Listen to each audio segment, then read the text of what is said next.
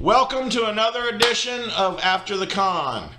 I have with us Susan and Clay Griffith. I have Michael J Sullivan, his wife Robin, and Keith DeCandido will be coming here in just a second. Here he is. Here's Keith. So we're going to go around and everybody talk about your latest work. Tell us about what's going on with you, and then we'll just get into the chat. Why don't we start with Susan and Clay? Hi, I'm Susan Griffith, on behalf of Clay and Susan Griffith. We are working on a new 1930s magic novel set in like the nightclub era with relics of magic and magicians and havens right before the start of World War II.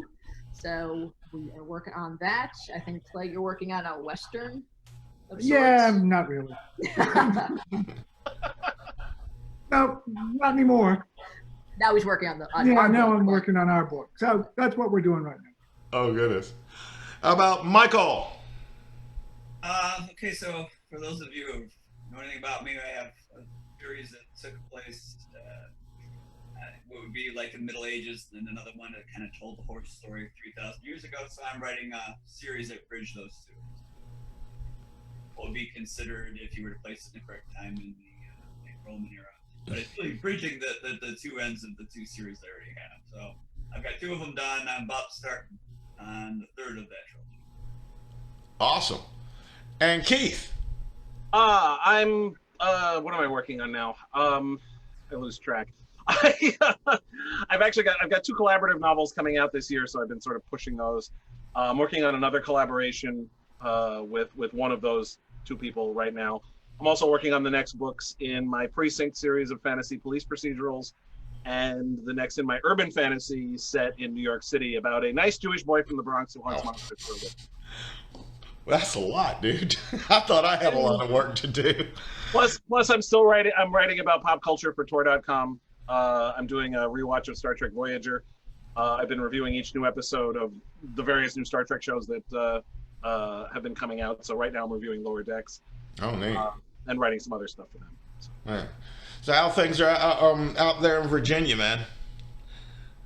Are you staying isolated? Here? Well, we're isolated before COVID. I mean, we just did this for the heck of it. And I never, you know that. You've been out here, and once you've been out here, why leave? Like, no. Oh, I know. Well, when I came out to visit Michael, and he's like, I live in a cabin with a red roof. And I'm like, okay.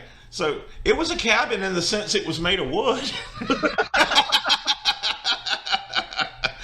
It's gorgeous, though. It's like nestled right in the heart of the Shenandoah Valley. You see mountains everywhere. I was like, oh, yeah. But it was beautiful. I saw some of the pictures of the pool and all that you put in. So he calls it the lodge. So, the lodge. The lodge. Yeah, it's a beautiful place. Y'all are up in Tennessee, right, Susan? I see her I'm pointing at the screen where you are in relation to me. Actually, we're in North Carolina, but I'm originally from upstate New York in the mountains. So I lived in the Catskills and the Adirondacks most of my life. So, and then came down here with Clay in North Carolina. So we love the mountains. That's one of our.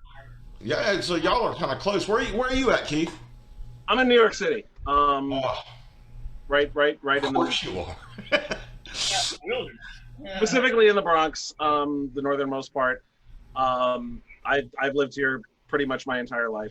In a You're in the North Bronx, did you say? well, the Bronx is the northernmost part. So yeah, we're the only part. No, I lived in Staten Island for 13 years, man. Okay, yeah, I'm on the entirely the other Are you side. getting up close to Yonkers? Yeah, up that way. We live in a house that has been a big old 100-year-old house that's been subdivided into 3 units. So my wife and I and our roommate are in one of them. It's a nice area. There's people don't realize, most people when they think of New York City, they think of Manhattan south of 125th Street. Yeah. And they don't realize that there's like green spaces and there's quiet residential neighborhoods and there's parks and there's Staten Island, which should be New Jersey. Yeah. But But I love it here, and it's one of the reasons why the urban fantasy series I'm doing takes place in the Bronx specifically. Right, what you know, is man. because when people write about New York City, it's almost always Manhattan south of 125th Street, or maybe if they want to get really edgy, Brooklyn. But, Oh wow. But nobody ever writes about the Bronx. Nobody ever writes about Queens. Nobody ever writes about Staten Island. So I'm trying to address that. You know, Michael, I tried to use that damn program. Remember the one that you were trying to teach me how to use, Scrivener or something like that? After about a week of me still being stupid on it, I just went, I swear to God, technology and me, I should have been born in the 18th century. I got something for you. Hold on. What you got? I got your new tool. Give me a sec. It's a little heavy. Oh, hey, What well, is that? Is that a Royal? That's a Royal. Oh, nice. Beautiful. I mean, I won't even. Well, I did figure out most of Microsoft Word. Yeah, I'm kind of with you because when the learning, I'm old, so when the learning curve is going to cost me too much time, I got this, and I can organize my shit on here. I don't need, I don't have time. I made the big mistake of when my first series, and it was like a 6-book series, and I didn't start like trying to keep track of the world till like I was in the middle of the 3rd book, mainly because it didn't occur to me that I would need to do that, and I had pieces of paper tacked to every little corner of this little room I was writing in, and we had just moved out of New York actually, and moved to Milton, Florida, and Milton, Florida boasts the highest amount of people who suffer through mental illness per capita in the United States, or at least in Florida. And it shows. There's like people It's the highest in Florida. It's probably the highest in the U.S. too. Oh yeah, it's oh yeah, but yeah, man. Michael showed me this program that he used. It's brilliant. But it like everything is in time order. All the characters, he has little emojis and shit. I'm like, I got so excited, then I started trying to learn how to use it, and I got less excited every minute that passed. I'm like, so I spend all my time making emojis. I mean, I guess for some people it just comes natural to them, but I've always struggled with that kind of thing, you know. It's a matter of organization, and if you're not comfortable with that type of organization because you're working in a different kind of medium, it's hard to marry the two. Well, like with the Bard's Blade, and I was at least smart enough to every time I put in a new character, I put in what page they came in and what if it was a secondary character, if it was a main character, if it was whatever it was, and a little bit about them. That way I could reference back if I needed to and say, okay, well there's that person there. I didn't, just for continuity, and I made a map. Turns out maps are important. Yeah. Yeah. Who knew? That's why we write historical fantasy set in our world, so we know how far London is from Paris. We don't have to worry about it. It's easier that way. Well, you have to get it right. Well, yeah, you got to get it right. At least Google can tell me. We can't screw up. Well, Yeah. Keith, you do a lot of stuff where you got to kind of like know the history behind, because you do so many tie-ins. Oh yeah, yeah. I have been writing tie-ins since the mid '90s, and I wonder now how I did that then when there weren't like online resources, and the only way you could get reference to the TV shows were on VHS tapes. It is so much easier now. Did the licensors care less then than they do now? No, it has nothing to do with that. They still cared, but it was just that much harder to do the research. You still had to be able to do it, but but it was harder to do. You know, you had to like fast forward and rewind through the VHS tapes. You had to make sure you had the right episode. You weren't even sure where it was. It was just much more difficult. It's so much easier now. You don't even have to get up from your computer. You can just alt tab over to Netflix or to the wiki that some fan has created, and you can actually look stuff up that you need, and then that leaves you more time to actually focus on telling the damn story. Yeah, especially if you're looking for a particular character moment or a scene. What the hell? Yeah, you'd have to figure out what episode it was in, where it was happening, or oh my God, it was a madhouse. And for something like Star Trek, like for some it's easier. I've worked in some licenses with only like 1 season or 2 seasons of a show or something. That's relatively easy. When you're dealing with something like Star Trek or Star Wars, or like Clay and Susan, you guys did the Arrowverse, you know, where there's multiple TV shows and multiple movies and multiple everything. You know, no one person can possibly keep track of all that stuff, and you can't get it wrong. You know? No, they'll catch you on it. Which they did several times. Michael, your world gotten so big. I'm writing the follow-ups to the Goblin Chronicles that I did. I've had to actually go back and reference back and reread some of my own materials because things I forgot. I have fans that know my first works better than I know it. That always happens. Oh no, this is true. This young man, he's graduating this year, plays on the football team with my son. James Inman. He listens to the audiobooks repeatedly, and I do find myself occasionally asking Jimmy questions. Hey man, what? But yours goes back like centuries and stuff. You got like this whole big gigantico timeline, right, man? Like, Starting to write like I said, the last book of the series, and it's going to be tying everything up. So in preparation for that, I literally spent this entire summer. yeah. And it's tough. It's a tough job that I have to do, and I don't want to put this on anyone else because it'd be very difficult. But I had to sit next to my pool with a rum drink and listen to my entire series from beginning to end. It's tough, but you know, Yeah. I need to get to it.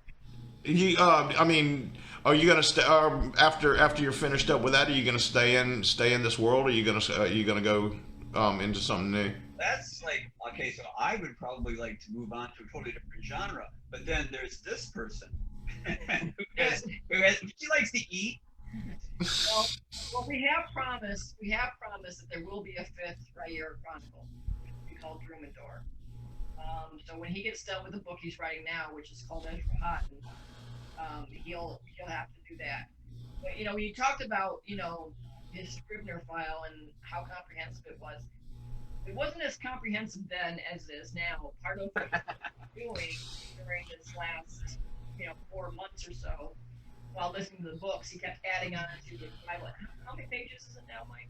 Your reference file? It's well over a gig of memory. No, It's just if I were to turn it into a PDF, it'd be well over 1,000 pages. Yeah. But I mean, the thing was that what I did was I wrote the books, right? And every time I would just erase the manuscript file and add a new manuscript, but I kept adding data. So the document is huge. I mean, it's part of the reference material. They just keep taking out the book, putting a new one in. I just kept adding on. So like I said, now it takes forever to back the thing up because it's so huge. Story Bibles are critical these days with series running. Like before, it wasn't as needed, but now that we've got books that are spanning 11 books in a series or whatever, you have to have a story Bible just as much as anybody else. So right now, the Elan books have 16 books out right now, right? 16 books are released, 2 books are written, and they'll start releasing next summer, and you have 1 more left. So that will turn out at 19 books. That's all done. And I thought I was prolific, man. Well, Keith over here saying that he's got 5 books going at the same time. I couldn't do that. I don't know how people do that. I heard how like Ray Bradbury be like, well, every morning he would get up and say, "Oh, I'll work on this one today." So I don't know how Keith does it because I don't quite do it that way. I'm usually only working on one at a time, at least in terms of the actual writing part. Mm-hmm. I mean, there's other things, like I'm right now working on revising a novel. That's the thing I'm writing right now. In the back of my head, I'm thinking about the plots for the next 2 novels that I have to write after that. But the actual line by line writing, it's usually only one at a time, because yes, that would drive me completely bug nuts insane.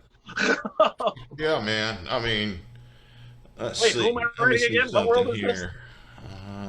But how do you keep those Oh, voices we quiet? have Because a bunch of sometimes folks they can watching. read so loud, and you've got to get something out on it, Yeah. or lose it. I can't. When I switch over, by the way, I'm sorry. Usually just like when I that switch down over, I the can't. My audio goes out, so I can't tell who's talking until I switch back over. That is how stupid I am on a computer.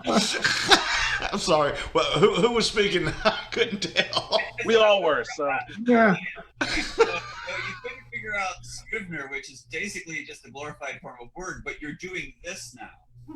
Yeah, well, you know, because I've never been that bright. You know, I mean, I always do. You know, I mean, I'm never. I'm maybe not bright, but I've never been very wise. You're completely ruining everyone's impression of an author. Okay, you're bringing people down here. Our whole stock is going into the tank because of you. You gotta bring up your game here. Yeah. Yeah, it takes about 5 minutes getting to know me before you realize, oh, okay, no, he's not going to be wearing a beret and sipping brandy. Gotcha. Well, in your case, Jack Daniels. Yes, You seem wiser. I do seem wiser. Now, well, everybody seems wiser after a few Jack Daniels. But be honest with you, either coming up doing this kind of stuff, this was all spawned by the pandemic, man. You know, I knew I had to do something. The tour book came out right when the pandemic hit, and I'm like, oh, really? And we were doing, and 17 cities got canceled. I was doing Bard's Tower with Keith. 17 cities where I would be not only going to these cities, but I'd also, after the show, I'd hit the local bookstores if they were open, you know what I mean? And go, and I had planned on doing all that wiped off the map. Second book of the series also comes out because of the mishandling of the pandemic. And now we're still in the midst of this stuff. I was hoping we'd be over it by now. Dude, I was going to get on my Harley and just go city to city if I had to. You know what I mean? Just to do the in-person promos. You know what I mean? Because I was but I can't do anything, man. Yeah, it's like the Thoth, the Egyptian god of books, came down and just said no. When's the third book scheduled? Huh? When's the third book scheduled to come out? Because of the illness. Not till later next year. Next year. Okay. So were they originally scheduled to all come out in the same year, or how was it? Yeah, they were going to come out with it like 4 to 6 months apart. Okay. Wow. And I just, you know, I spent 5 months, and I just had another small minor procedure, but it's still, you know what I mean. I'm finally over it. You know, I mean, it's just been, you know, that I guess I would have had to cancel all those damn shows anyway because of an incompetent surgeon. And if you're watching, yes, you know who you are. I don't think she'll be watching, but yeah, man, it's been rough, but. We had a book come out on May 5th, and I was a little concerned about having it released in the middle of the middle of the pandemic, but we don't go traveling, so yeah, it's not much different for us. What about like Susan and Keith? Do you have anything releasing like during? We had a short story in an anthology, but we haven't really heard much about how it's doing. I don't think we really haven't heard anything. So. What's the anthology? But What is the anthology you love? How many of those Bard's Tower shows do you do, Keith? oh god, I usually do like I was on track to do like a dozen at least this year. Wow, yeah. And I mean, I usually do like 20 conventions a year between Bard's Tower and the ones I go to on my own. And I went to two. I went to Farpoint and I went to Pensacon in February. That was it. Yeah. And then I've done a lot of virtual conventions. You know, a lot of the A lot of the I'm conventions. I'm doing Tour After Dark this week, Right. and then I'm doing the University of South Alabama. I'm doing a workshop for there. They were going to have a convention. Of course, they canceled, so they're doing it virtual. I'm doing a world building workshop for them, and then I'm doing this every Sunday. This has actually been great, man. You know, I mean, just getting people together and talking. Some of y'all have met before, some of y'all haven't. Now you have. You know, it's just such a. I would have never thought to do this except for the pandemic. You know, it would never It'll have be occurred to interesting. me. It'll be interesting to see how this changes conventions going forward. Even once there is, you know, we can gather in large groups again.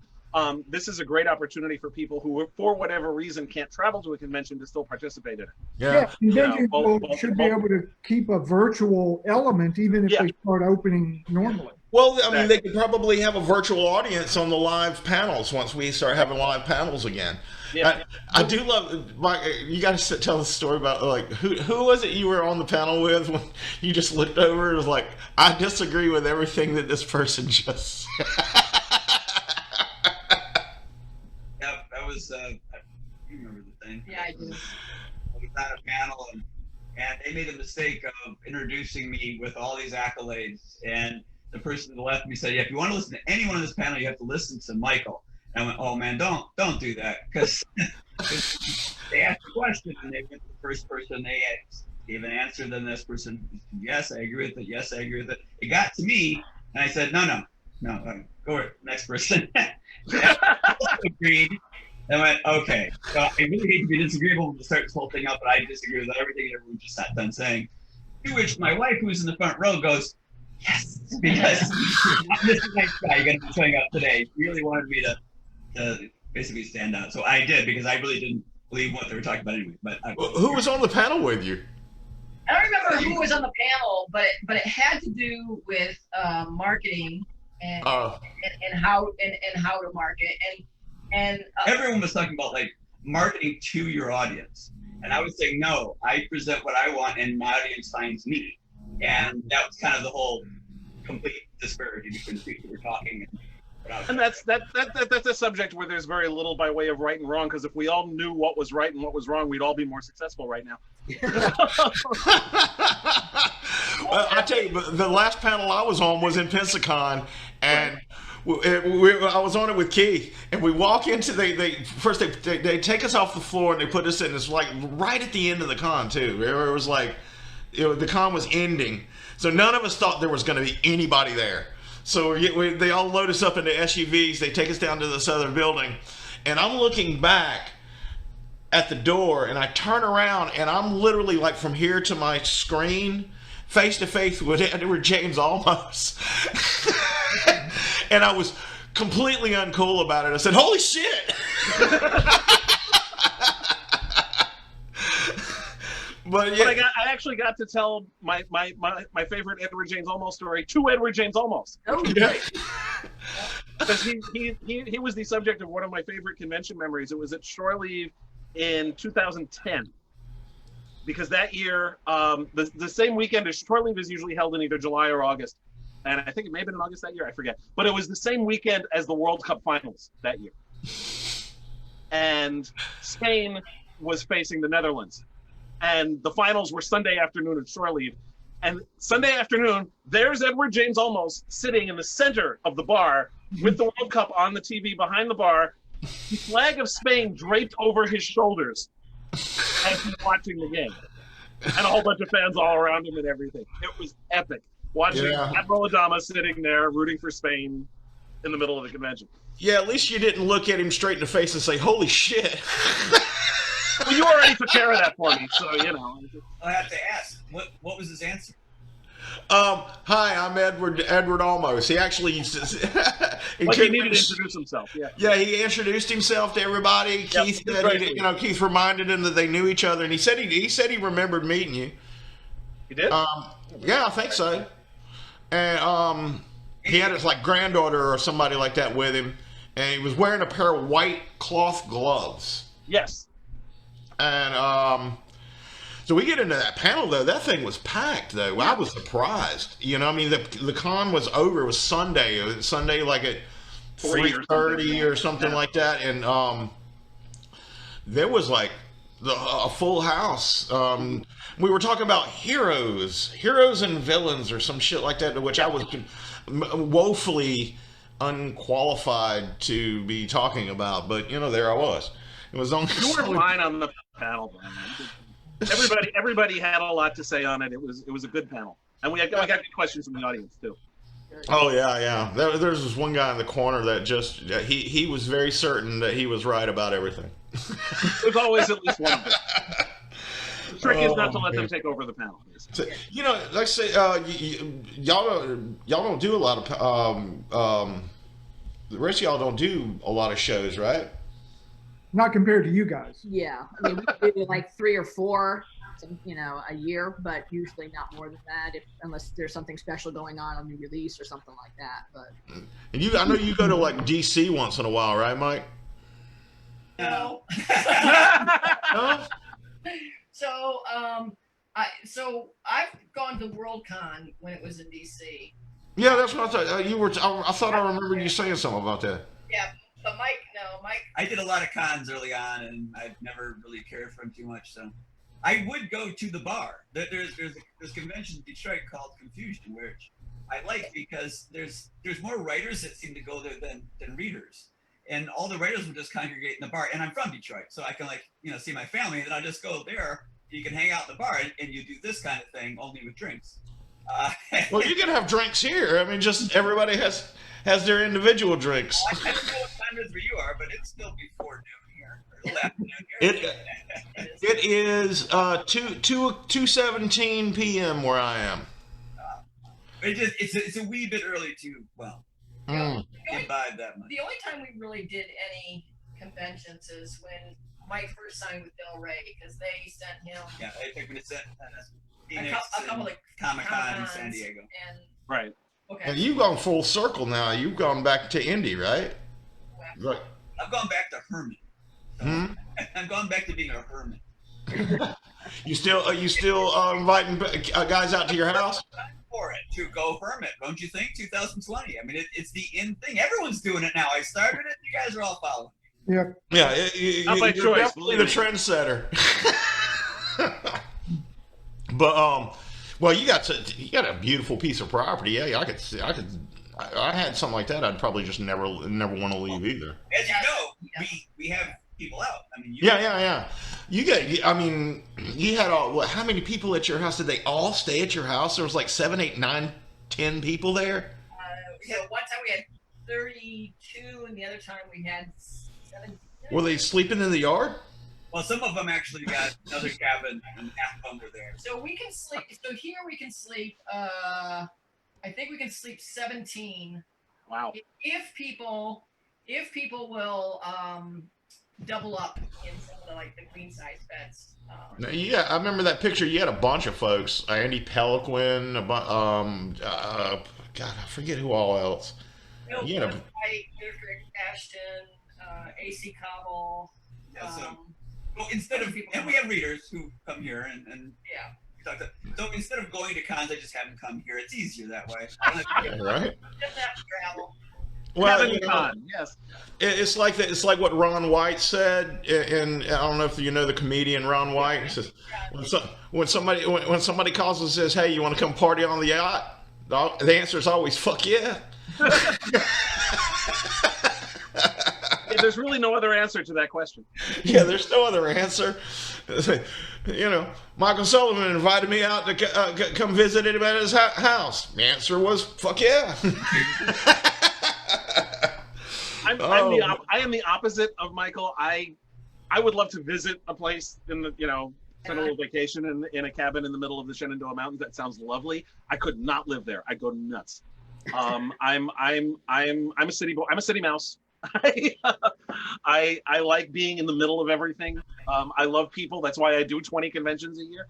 And which is why this particular state of affairs has been driving me batshit. Yeah, this must be hard. Imagine what it's doing to Alexi. Jesus Christ, man. Yeah. I feel terrible for him, Alexi man. has been running a weekly role-playing game over Zoom. My wife is part of it, and a couple other people who have done stuff with the tower are part of it too.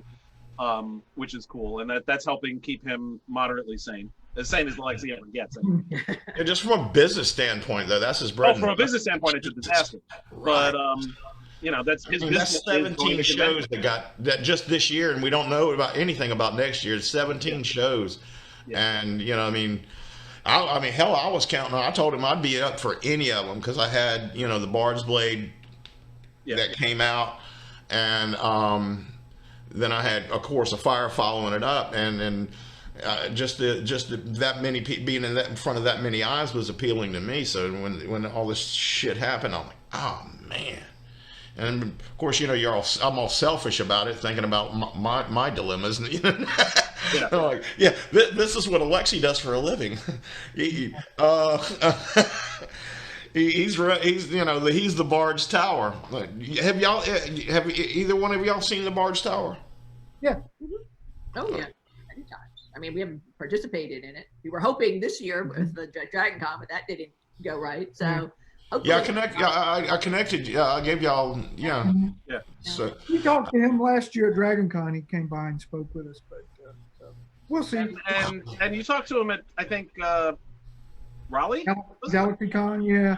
Well, I believe that's still on the schedule for December, but we'll see what happens. Yeah. Well, if there's any cons in Florida, they'll definitely be on because Florida will open up because it's fucking Florida. Well, they tried that once already. The Tampa Bay Comic Con was gonna happen, and then they realized that was stupid and didn't. They had a momentary grasp on the obvious, and but that'll go away. Believe me. Oh my God! Long enough, people are just gonna. There was a news story. Did you Florida? If you just type in "Florida man arrested," all sorts into your Google search, all sorts of crazy shit will come up. Oh, there's a Twitter feed called Florida Man. Florida Man is my favorite thing on Twitter. Oh my God! All headlines that start with Florida Man, and they do 100 tweets a day, I think. Well, I like that little town. What's the little town right outside of where you live, Mike? Right. What's the little town called right where you live? Luray. It's where the capital. Yeah, that is a pretty. This place. We stayed when we went to go visit Mike. We stayed at this beautiful little historic inn while we were there. And just the whole town. Somebody was telling me that they sort of revived the town over the past 20 years or so. Redid downtown and fixed a lot of the buildings and made it sort of a destination for somebody wanting to get away from it all, kind of thing. That's what they were telling me at the hotel. They were just telling you that because you helped with the restoration of the number of drinks you bought at the No, most of the drinking I did at your house. Oh man. Luray has a really large cavern there, and that's the main draw to the area. So a lot of people come to the cavern. I really liked him, and he said he was. It's pretty nice. What I liked is when I was driving down, you could see these cabins that are literally on the side of a mountain, and I'm like, how cool would that be to just We almost bought land along there. I gave Mike kind of 4 different choices of places.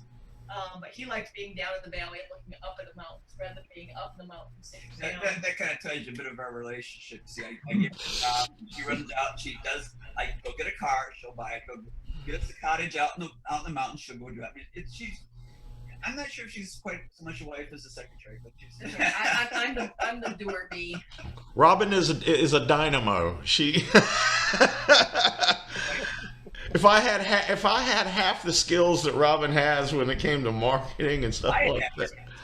You're really good. You need. Oh man. Brian, I'm sure you have half the skills she has. I have less than half. I have far less than half the shit that I did when I started out in indie publishing. It wouldn't work anymore. It just changed so much. Yeah. The things that are available now, like the cover art. I remember just trying to get cover art was just a nightmare. You couldn't find anybody who would do it. I was sitting there looking at DeviantArt half the time, trying to find some sort of a picture that I could use for a cover. Now there's like, you can buy for $50. You can buy something that looks like it came out of a New York publisher. You know, I mean, you couldn't even find you couldn't find editors. You couldn't find anybody. Now you have entire services that'll take your book from a rough manuscript all the way to relative pretty clean for long as you're willing to pay for it. Huh? Covers. I had to do my own. I painted my own covers, and this is my editor. So I mean, that's how we started. Then we found out, hey, they now have whole industries. Yeah, I mean, well, it sprung up because of what indie was becoming. I mean, all those. There was no way. If you had a book that that the publishers weren't buying, or that was maybe in a niche genre that that was a tough sell. You know, I mean, people were finally finding a market for it, finding a place to sell their books. I remember it was you and David Dalglish were the first kind of, and Hugh Howey were the first three that I remember that really, hit it big. And a guy named Michael Manning, who was on the first show, he was like big time when I came in 2011, is when I started out. But I'm looking around at nowadays at what's coming out these days. I'm like, man, there would have been no way I could have done any of that because I wouldn't have had the resources. You know what I mean? There wasn't the industry available. I didn't know where to go get my book formatted. These days, you had to. I mean, I think all that sprung up because the quality had to be equalized to what was being produced by the traditional publishers. Because otherwise, the industry, the self-publishing industry, would have never survived. No. So these people had to come in, and we had to get our own private industry. Most people were doing it themselves, but you can't edit your own work. You have to have someone else. Yeah. You have to have, anybody that if you don't have those skills, you have to go find them. And so this industry rose mainly because of that. You had to. These books have to be top notch. The fans are not forgiving. You also had more and more. You had some people within the small press and the medium press who were actually good at it, who had the skills, who either came out of New York Publishing or whatever, and who would do the nice design and the good covers, and that forced everybody else to raise their game too, because people would look. If somebody's flipping around on Amazon, they're going to more likely to go for the cover that looks like it was put together by a professional than looks like it was put together by somebody who learned Photoshop yesterday. Well, that's what I've always told people, man. I was when they're like, is this good enough? Is this good enough? Isn't good enough? I mean, it's never been good enough because when you got somebody, they're not just so what if your book's 99 cents or $3.99, $4.99, whatever you're charging, even if it's less than what's coming out of traditional publishing. That you're not just asking somebody to spend their time, money, you're asking them to spend their time on your work. And if it looks on its face like you didn't give a shit enough to put something quality together, and then you're all shocked and amazed when nobody buys it. Yeah. What I mean? And that stuff basically, it serves as a distraction. Anything that distracts the reader from the story you're telling is gonna hurt you. If you're too busy noticing that the cover sucks, or you're too busy noticing that there are typos all over the place, or if you're too busy noticing too many widows and orphans and badly spaced lines and crap, that's going to take attention away from your story, which is bad. You want people to just focus on the story. Yeah, absolutely. Well, and you still have that kind of crap going on where people ask the same stupid ass questions they've been asking for the past 10 years that I've been doing this. Longer than that, believe me. Do I need an editor? Yes. Do I need to get somebody to proofread my book? Yes. Do I? I have been in this business in some form or other for 30 years now, and the dumb questions have not changed. Yeah. Well, there used to be this place called K-Boards where you could get some really good information. Remember K-Boards? That's where I first met Michael and Hugh Howey. They would post on K-Boards, and Russell Blake would give them the tough love. He'd say, here's the thing, you suck and you're never going to sell any books. I mean, basically. Well, most of the time that's true. Well, fucking Russell was co-authoring with Clive Cussler and freaking, selling the hell out of his Jet series, so it's not like he was talking out of his ass. He's a little on the conspiracy theory side, but I don't know if you've ever met Russell. But Michael used to post there, you and Hugh Howey, and then it just got so toxic. I had all these disappointed malcontent, the literary world doesn't understand my genius type of shit. And it's no, it's not that, dude. It's that you suck. It's really not them, it's you. Holy shit, man. Hard to hear. Huh? That's hard to hear. It is, yeah. It's hard to listen to, even if you hear it. I had to hear it about my songwriting abilities. I wanted to be a rock star, but I was a pretty good musician, but I sucked as a songwriter. I had to face that. Yeah, it sucks, but that's not a talent I have. Yeah. And it's hard. Everyone thinks that they can write, and most of them are wrong. Well, things when people say that basically, well, if I can actually write in my own native language, then I'm qualified to be a novelist. Okay. Oh, well, I mean, one of the things that I really liked about Michael, your stuff, was that you were writing in contemporary language. I really like, it wasn't, I mean, because a lot of us, grew up with Tolkien, and, that's the way I thought fantasy was supposed to sound. I didn't know there was another way that fantasy could sound. Tolkien copied, to some degree, built off of William Morris, which was like in 1850s.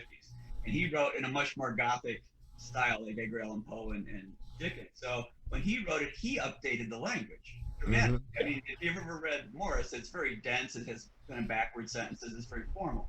Tolkien did it a much better job when he improved it.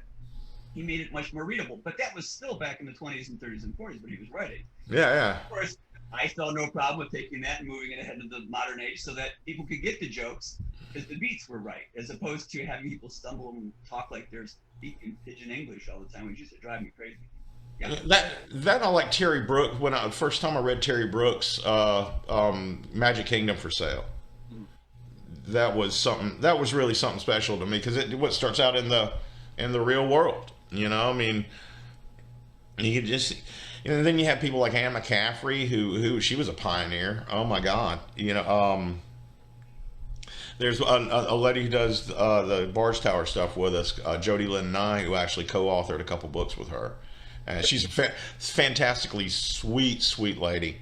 And I mean, I just thought that was great to have. How cool would it be just to have those memories with somebody who's such a giant? I mean, Of course, I have memories of it of hanging out and getting drunk with a giant of fantasy and Michael Sullivan.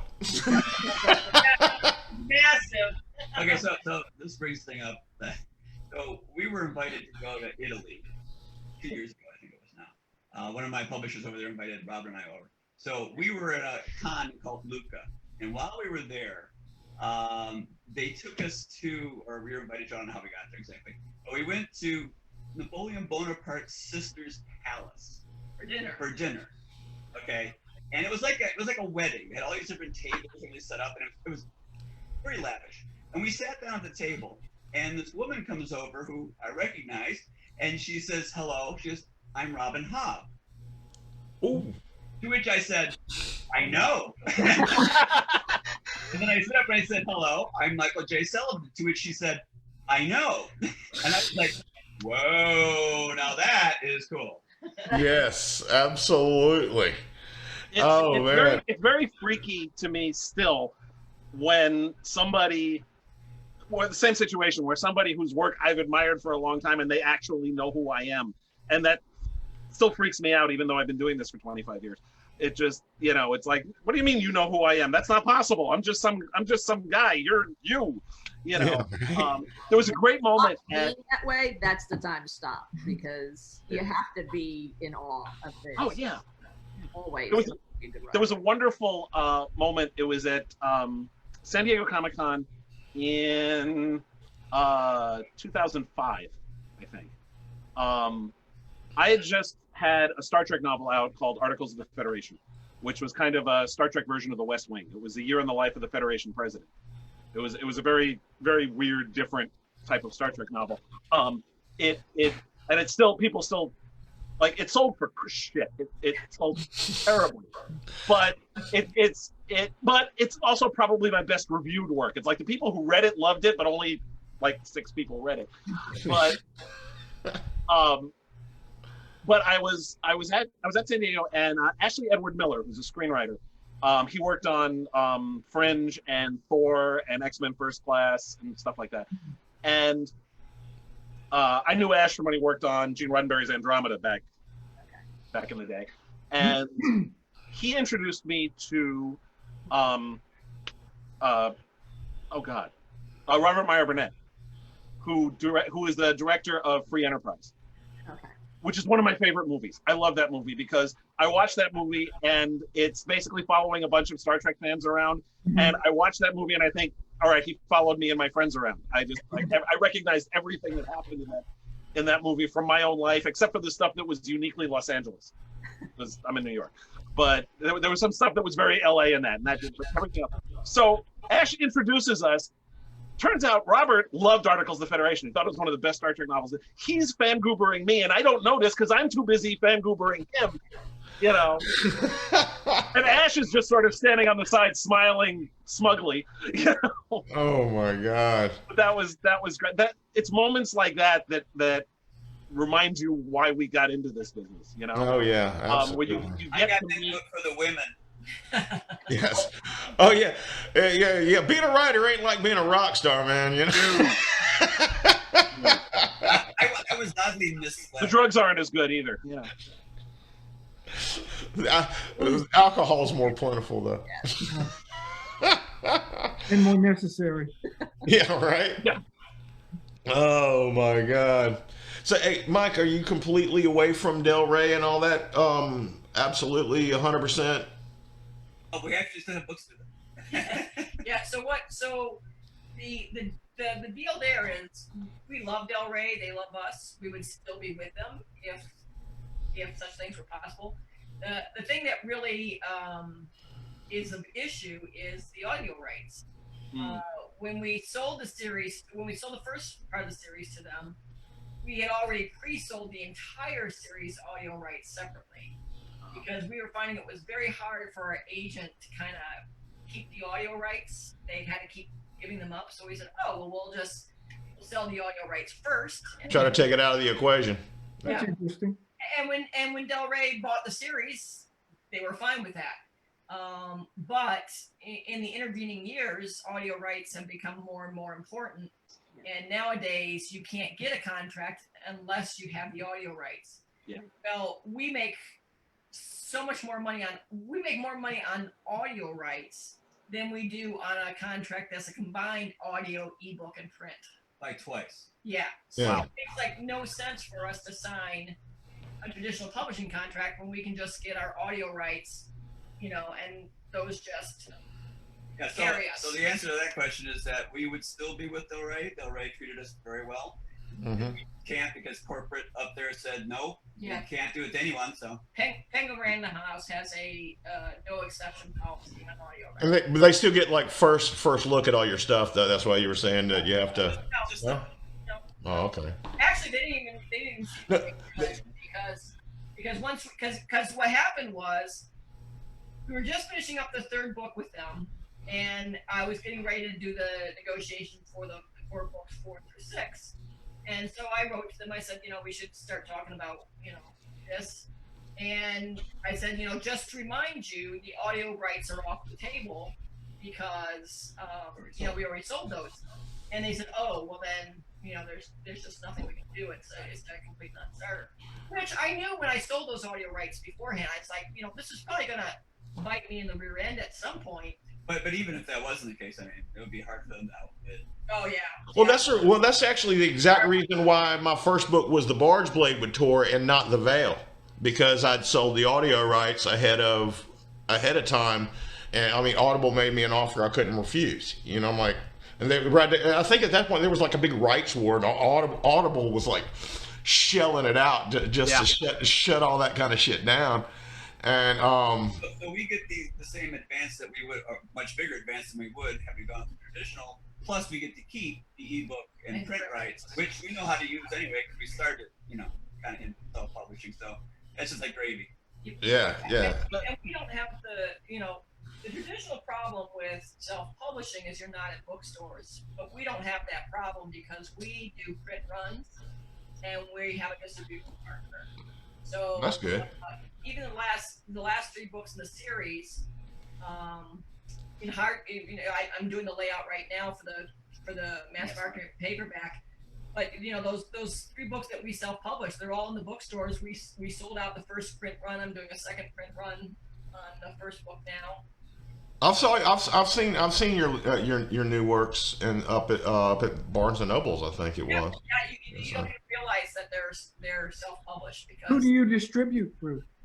we distribute through. Well, what we actually do is we use. We have 2 different distribution partners. One is through a company called Mascot Books. Although I haven't been using Mascot Books most recently, and the only reason why I don't use Mascot Books now is because they're more broad-based. They kind of like do all kinds of books. Okay. But I made a deal with Grim Oak Press, which is run by Sean Speakman, and he does the distribution for us. Oh, okay. All right. And he's exclusively in sci-fi and fantasy. So it was just better for me to move from Mascot to Grim Oak. Now, he doesn't do any. It's actually, we give him a really sweet deal because he doesn't do anything. We do the covers, we do the editing, we do the layout, we do the printing. All we do is deliver the books to the Ingram warehouse. Yeah, he gives you access to Ingram and so forth. Okay. Exactly. All right. But we do all the. Well, we do the all fun the thing listings. is after going through traditional, we actually know all of the editors and the artists because Del Rey came to me and said, "What do you want for your cover?" Yeah. I said, "I want Mark Simonetti to do the artwork. And here's what I want done." And so with the publisher, we were basically doing most of that work anyway. Right. They had an editor over on my book, which What's up? was no good. We had to get our own. Someone who Well, they I could pay. work They with. paid. They paid for them, but I had to get someone who knew my style because it's like someone was coming behind me and I went to great effort to take all the unnecessary words out of a sentence and they'd be putting them all back. I'm like, no, for God's sake, don't do that. So and like I said, Del Rey was really good to us because they did let us have carte blanche on cover design. Choose the scenes we wanted, choose the artists we wanted. Are you having any issues now with the pandemic? My understanding is for a while there this may have changed, but has anybody had any problems with distribution? Because I know Alexi was trying to get copies of the Barge Blade, so it was a couple bookstores, indie bookstores, and they couldn't get them. You know, they had to go straight. They had to go directly to Macmillan. Well, so we didn't. There were some problems, but not too much. The printer we were using happened to still be up and operational. I think we got delayed maybe 3 or 4 weeks on our printing, but that's the extent of it. And the only Now, I don't know if it's still going on or not. I know there for a while when things really shut down that first time. It was really hard for a while. I know one of the problems you have was the U.S. Yeah.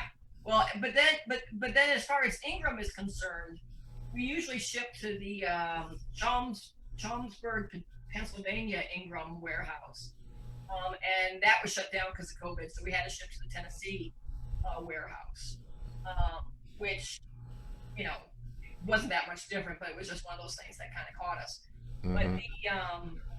But we've been real fortunate in the fact that both printers we've been using have been running. But the other thing is we had booked our press run time a long time in advance. We had it booked over a year in advance. So we had an open slot, if you will. So, I don't know if you came out with a brand new book and you were trying to get on the press. I do know that like Orbit is doing a reprint of the Rair Revelations box set, and we ordered copies back in July because we sell books on our site directly. And we ordered copies for that back like July 2nd, and they still have come off the press, and they can't tell us when they'll come off the press. Wow. So there are a lot of like reprints are definitely having problems being printed, and new books that did not have a press time slated are having problems. Now, for the book that Michael is releasing in August of next year, I already have the press run time allocated for that one. That's good. So, Yeah, I mean, it's not just books too. I mean, Keith and Clay definitely would be keyed in on how comic distribution was suffering bad. I think one of their distributors like just completely shut its doors. Yeah. One of the big comic book distributor just went completely dark, and that's caused a lot of problems. I forget. There is only one real distributor. That's and that's all Marvel's fault, but that's a whole other story. Yeah. I mean, that's all over YouTube with people saying, because of comics like with what's those ridiculous characters, Safe Space and Snowflake. What the fuck were you thinking? and the new Defenders or something like that. I forget what it was called, and they decided to do this extremely PC woke sort of comic, and with characters literally named Snowflake and Safe Space, and I'm like, yeah, that's not going to go over well. And now and I'm like, I'm sorry. It's just, and it didn't. They actually, it disappeared. Nobody. It's not coming out. I mean, I'm like, Was it a satire, or was it? I mean, was it meant to be humorous? no. Oh, That the thing is, a lot of people got mad because they thought it was they thought it was being a parody, and it wasn't. It was supposed to be a serious comic, and I'm like, dude, have you like looked at your audience? yeah. The people who buy this shit. What I mean?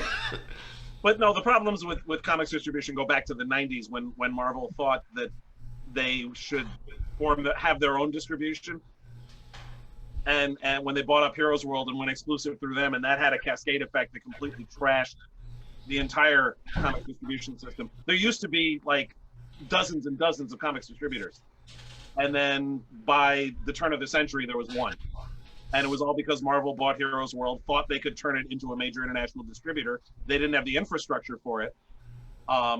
DC responded in step by going exclusive with Diamond. Therefore, every other distributor suddenly didn't have access to 90% of the market. Yeah, But a lot of comic stores shut down recently. I know a lot of them went out of business. Yeah, I'm talking about what happened 25 years ago. Before, but since then, a lot of them have shut down. I know a lot of comic store owners who said if it wasn't for collectible trading cards like Pokemon cards and stuff like that, or Magic the Gathering, they would have gone out of business. That's what kept them going. Wow. And then now, a whole bunch. I mean, small businesses are getting completely destroyed by this right now. Oh man, yeah. You know what?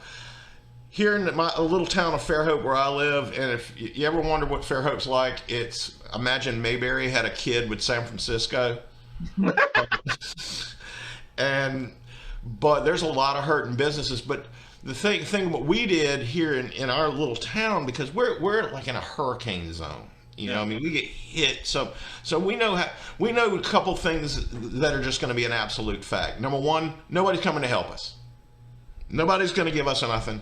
So whatever we do, we got to do unilaterally on our own. So literally a week after Seattle started seeing cases, we started making my little town started shutting down, and like restaurants and everything. Now things are opening back up, but I mean, I know the South gets a bad rap, but you go anywhere everybody's wearing a mask, everybody's social distancing.